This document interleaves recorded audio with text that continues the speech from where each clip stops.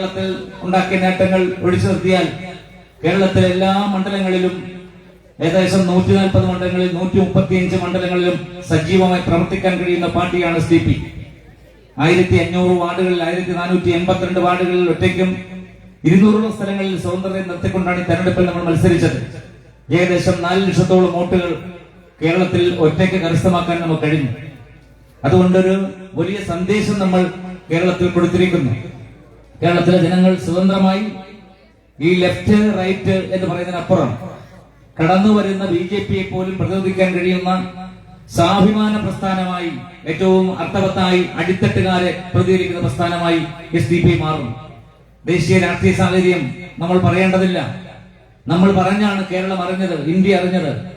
ഭയമില്ലാത്തൊരു India, വിശപ്പില്ലാത്തൊരു India എന്ന മുദ്രാവാക്യം നമ്മൾ മുഴക്കുമ്പോൾ 2009 ചോദിച്ചു, എന്തിനാണ് നിങ്ങൾ ജനങ്ങളെ ഭയപ്പെടുത്തുന്നത്?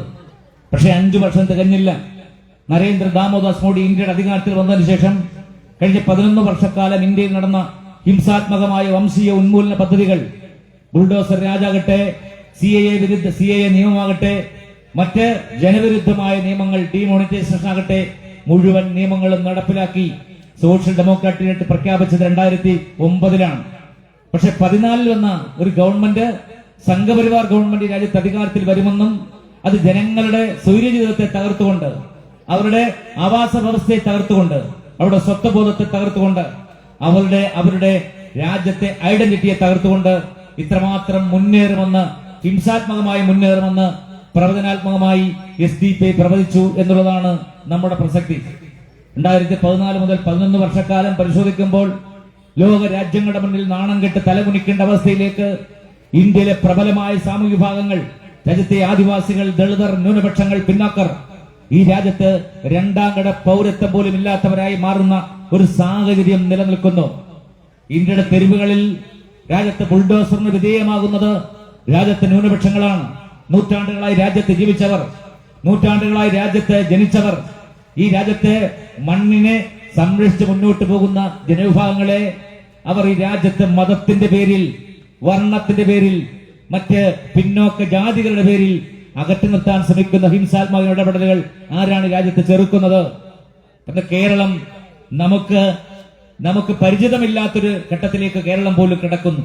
എന്താണ്? കേരളത്തിൽ ഏറ്റവും കൂടുതൽ ഈ ന്യൂനപക്ഷ വിരുദ്ധമായ, ഇസ്ലാമോഫോബിക്കായ, ദളിത് വിരുദ്ധമായ ഒരുപാട് നടപടിക്രമങ്ങളിലേക്ക് കേരളം പോകുന്നു. കഴിഞ്ഞ ദിവസം ഡിസംബർ 25 പള്ളിയങ്കണത്തിലെ ക്രൂശ് രൂപത്തിൽ തൂണായി പടുത്തുയർത്തിയ നമ്മുടെ ക്രൈസ്തവ ക്രിസ്തുദേവന്റെ ആ തിരുപ്പിറന്നാൾ ആഘോഷിച്ചുകൊണ്ട് ഇന്ത്യയിലെമ്പാടും തിരുവിറങ്ങിയരെ, നിങ്ങൾ ഈ രാജ്യത്ത് ക്രിസ്മസ് ആഘോഷിക്കാൻ നിങ്ങൾക്ക് അവകാശമില്ല എന്ന് പറഞ്ഞ് ആട്ടി ഓടിക്കുന്ന ചിത്രങ്ങൾ, വീഡിയോ നമ്മൾ സോഷ്യൽ മീഡിയയിലൂടെ, മാധ്യമങ്ങളിലൂടെ കണ്ടുകൊണ്ടിരിക്കുകയാണ്. കേക്കുമായി കഴിഞ്ഞ ക്രിസ്മസ് നാളിൽ, 2024 ക്രിസ്മസ് നാളിൽ കേരളത്തിലെ അങ്കണങ്ങളിലേക്ക്, പള്ളികളിലേക്ക്, ബിഷപ്പ് ഹൗസിലേക്ക് BJP നേതാക്കൾ കേക്കുമായി വന്നപ്പോഴും നമ്മൾ പറഞ്ഞു, ഇത് കുറുക്കന്റെ കയ്യിൽ കോഴിയെ ഏൽപ്പിക്കുന്നതിന് തുല്യമാണ്. കേരളത്തിൽ സംഭവിച്ചു. പാലക്കാട് കരോൾ ഗാനം പാടിയവരെയാണ് മൃഗീയമായി വേട്ടയാടുന്നത്. ഒരു എളുപ്പമില്ലാതെ, ലജ്ജയുമില്ലാതെ ഒഡീഷയിലും ഛത്തീസ്ഗഡിലും ബീഹാറിലും ഡൽഹിയിലും ഇന്ത്യയുടെ തെരുവുകളിൽ കഴിഞ്ഞ ദിവസം നടന്ന ക്രിസ്മസ് ആഘോഷങ്ങളിൽ പങ്കെടുക്കാൻ, രാജ്യത്തെ അവർ വിശ്വസിക്കുന്ന മതത്തെ പ്രപ്പോസ് ചെയ്യാൻ, അതിനെ പ്രൊപ്പഗണ്ട ചെയ്യാൻ രാജ്യത്ത് അവകാശമില്ല എന്ന് പ്രഖ്യാപിച്ചുകൊണ്ട് അവരെ ആട്ടിയോടിക്കുന്ന സംഭവങ്ങൾ. 2 കന്യാസ്ത്രീകൾക്ക്, ഉത്തരേന്ത്യയിൽ നടന്ന കന്യാസ്ത്രീകളെ മൃഗീയമായ റെയിൽവേ സ്റ്റേഷനിൽ പീഡിപ്പിച്ച് അവരെ ഹരാസ് ചെയ്ത് ജയിലിലേക്ക് അടച്ചത് നമ്മൾ കണ്ടതാണ്.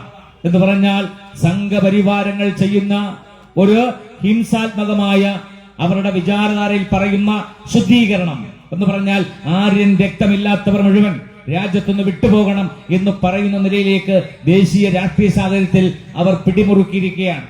പക്ഷെ ഒരു സംശയമില്ലാതെ ഞങ്ങൾ പറയും, സോഷ്യൽ ഡെമോക്രാറ്റിക് പാർട്ടിയുടെ ഓരോ പ്രവർത്തകനും പറയും, രാജ്യത്ത് ഞങ്ങൾ ഈ ഒരു ഫാസത്തെയും അനുവദിച്ചു കൊടുക്കുകയില്ല, ഞങ്ങൾ ജീവിക്കുന്നിടത്തോളം കാലം എന്ന് പറയാൻ ശേഷിയുള്ള ഒരു പാർട്ടിയാണ്. പ്രതിസന്ധികൾ വരാം, തിരിച്ചടികൾ വരാം. പോരാട്ട ഭൂമിയാണ് പുന്നപ്ര, വയലാർ, അമ്പലപ്പുഴ. 1946 സർ സി പട്ടാളത്തിന് നേരെ വാരിക്കുന്തം ഏന്തിക്കൊണ്ട് ഈ രാജ്യത്ത് ഏകദേശം 3000-ലധികം രക്തസാക്ഷികൾ സൃഷ്ടിച്ച മണ്ണാണ് പുന്നപ്പറയും വയലാറുമെങ്കിൽ ആ മണ്ണിൽ ചോരയൊഴുക്കിയവരുടെ പിൻഗാമികൾ എന്ന നിലയിൽ നമുക്ക് പറയാൻ കഴിയും ഏത് ഫാസത്തെയും ഏത് സംഘപരിവാരത്തെയും ഇന്ത്യ രാജ്യത്ത് ചെറുത്തു തോൽപ്പിക്കാൻ കഴിയുന്ന ഇച്ഛാശക്തിയാണ് നമ്മൾ മുന്നോട്ട് വെക്കേണ്ടത്. ഞാൻ പറഞ്ഞു 2009 മുതൽ നമ്മൾ തുടങ്ങിയതാണ്. ഇന്ന് SDP ദേശീയ പ്രസിഡന്റ് ജയിലിലാണ്. അപ്പോൾ ഇവിടെ ബുഷറെ കൂട്ട് ചെയ്താൽ ജയിലിലേക്ക് പോകുമല്ലോ എന്ന് പറഞ്ഞവരുണ്ട്. നിങ്ങൾ മനസ്സിലാക്കണം, ഏതെങ്കിലും വിധ്വംസക പ്രവർത്തനങ്ങൾക്ക് വേണ്ടിയല്ല. സ്വാതന്ത്ര്യ സമര പോരാട്ടത്തിന്റെ തീച്ചുളയിൽ ലക്ഷക്കണക്കിന് ആൾക്കാരെ ഈ രാജ്യത്തിന് സംഭാവന ചെയ്ത മുസ്ലിം സമുദായത്തിന്റെയും ആദിവാസി പോരാട്ടങ്ങൾക്ക് ഇന്ത്യ രാജ്യത്ത് 1850-കളിൽ നേതൃത്വം കൊടുത്ത രാജ്യത്തെ ബിർസ മുണ്ട അടക്കമുള്ള ആദിവാസി പോരാളികളുടെയും ആ പോരാട്ടങ്ങളുടെ ഫലമായി ബാബാസാഹേബ് ഡോക്ടർ BR അംബേദ്കർ നേടിത്തന്ന ഇന്ത്യൻ ഭരണഘടന മുന്നിൽ വെച്ചുകൊണ്ടാണ് ഞങ്ങൾ പറയുന്നത്, രാജ്യത്ത് ജയിലിലേക്ക് പോകേണ്ടി വന്നാൽ, തൂക്കുമരത്തിലേക്ക് പോകേണ്ടി വന്നാൽ, രക്തസാക്ഷ്യത്തെ പുൽകേണ്ടി വന്നാലും രാജ്യത്ത് നിരന്തരമായ ഒരു ജനാധിപത്യ പോരാട്ടത്തിന് സോഷ്യൽ ഡെമോക്രാറ്റിക് പാർട്ടി മുന്നിട്ടിറങ്ങുക തന്നെ ചെയ്യും. യാതൊരു സംശയം വേണ്ട. ഞങ്ങളുടെ സ്ഥാപക പ്രസിഡന്റ് അബൂബക്കർ ജയിലിലാണ്. ഞങ്ങളുടെ അഖിലേന്ത്യാ പ്രസിഡന്റ് ഏറ്റവും ചെറുപ്പക്കാരനായ MK ഫസി ജയിലിലാണ്. എന്തിനു വേണ്ടിയാ ജയിലിൽ പോകുന്നത്? രാജ്യത്ത് സാധാരണക്കാർക്ക് നേരെ രാജ്യത്ത് ഇരട്ട നീതി പ്രയോഗിച്ചുകൊണ്ട്, ഭരണഘടനയെ ദുർബലപ്പെടുത്തിക്കൊണ്ട് രാജ്യത്ത് അടിച്ചമർത്തൽ അരങ്ങേറുമ്പോൾ അത് ചെറുത്തു തോൽപ്പിക്കാൻ തെരുവിലേക്ക് ഇറങ്ങുന്നതിന്റെ പേരിലാണ്. അതുകൊണ്ടാണ് നമുക്ക് ആലപ്പുഴയുടെ മണ്ണിൽ നിന്നും നിങ്ങളുടെ പ്രിയങ്കരനായ KA ഷാനെ നമുക്ക് നഷ്ടപ്പെട്ടു പോയത്. 2021 ഡിസംബർ 18 ഇതുപോലൊരു സായാഹ്നത്തിൽ എന്ന് പറഞ്ഞാൽ അമ്പലപ്പുഴക്കാർക്ക് ഏറ്റവും പരിണതപ്രജ്ഞനായ യുവ സംഘാടകനായ കേരളത്തിൽ പാർട്ടിയുടെ സംസ്ഥാന സെക്രട്ടറി ആയിരുന്ന KA ഷാനെ വരെ നമുക്ക് നഷ്ടപ്പെട്ടു.